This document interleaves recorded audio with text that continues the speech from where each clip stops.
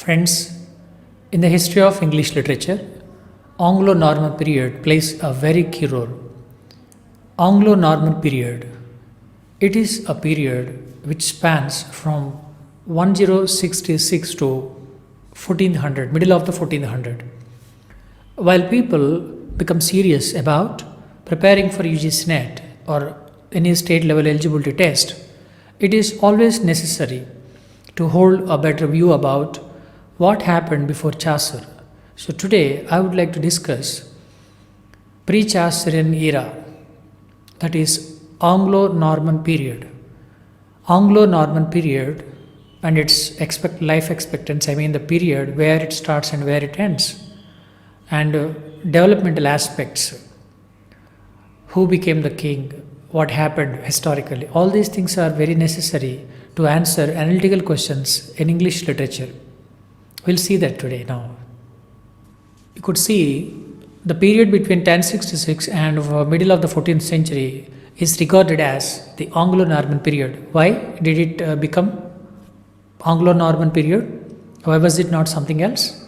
Because during this time, Normans invaded England and England's king was usurped, and later many invasions took place. The power became, the sword.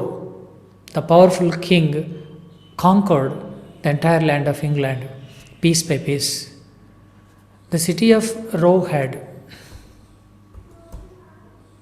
the Anglo-Norman period, conquest to the middle of the 14th century. So Norman conquest to the middle of the 14th century. It happened in the year 1066 and went up to the middle of 14th century.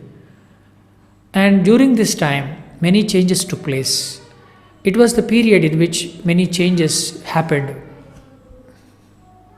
Norman conquest and the Normans' invasions were very historical issues. They brought a lot of change in terms of language, and the Anglo-Saxon period became almost disappeared due to the entry of Normans. They descended their traits from the Vikings, their ancestors. Very cunning, fierce, fearlessness, and so many characteristics they had. If you look at this era particularly, it was inaugurated by the invasions. And in the churches, people wanted to use Latin language, whereas nobility and knights and other kings wanted to use French. So French became a common official language. English was given secondary role, which was meant for informal speaking activities.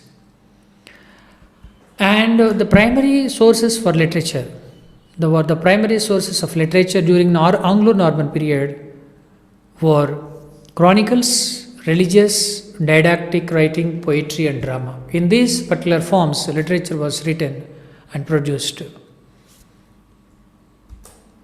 Anglo-Norman is usually the term it is used to describe English history. Anglo-Norman, from English historical point of view, it is used to describe English history. Non-Latin literature was written in Anglo-Norman, and Norman invaders spoke French dialect. Norman invaders spoke French dialect because they got contacted with the French land, and these people's qualities are very, very peculiar and strange. And we always talk about Anglo-Normans. Basically, who are they?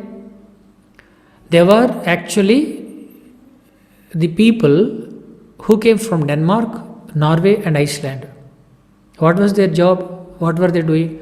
They used to plunder away. They were pirates, barbaric pirates. They just used to have voyages. They used to plunder the ships. They used to take away all the valuable and important resources. That was their job. They were so cunning. They were so, aggressive. They did not have values. They wanted to do such things. So they made plunderings in the 8th century on European coastal settlements. You need to understand from this point of view. So they plundered the European coastal settlements so badly.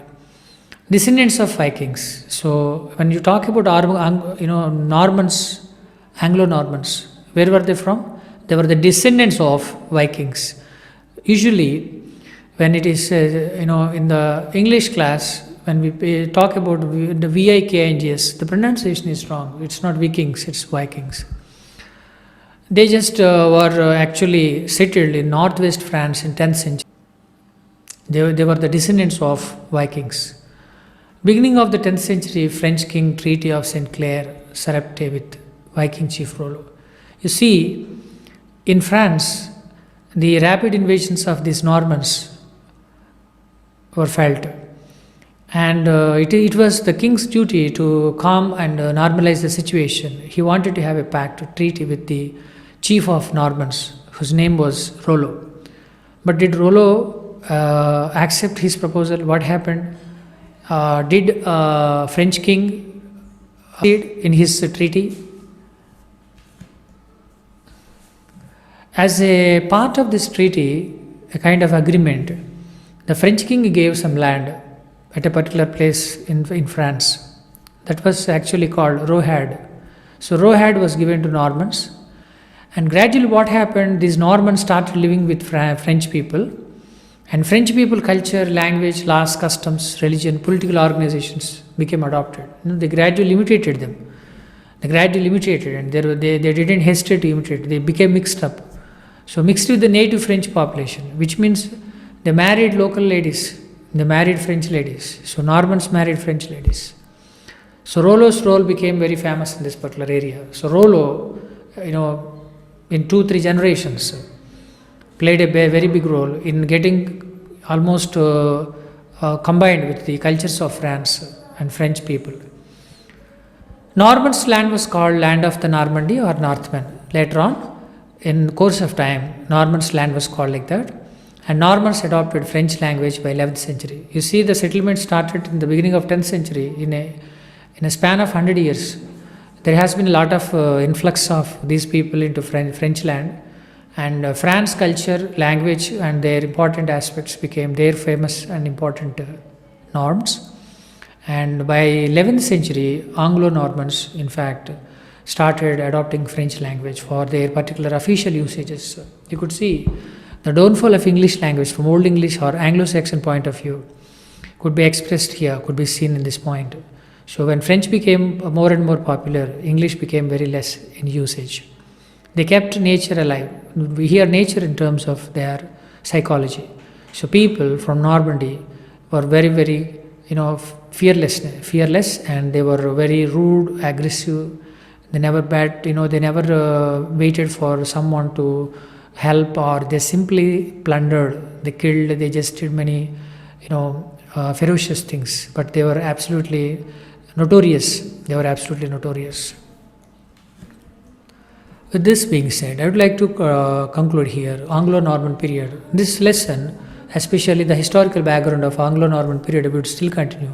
Keep watching Sri Krushi channel for UGC NET and AP set materials, and do subscribe if you really haven't, and also share with your friends and like and comment.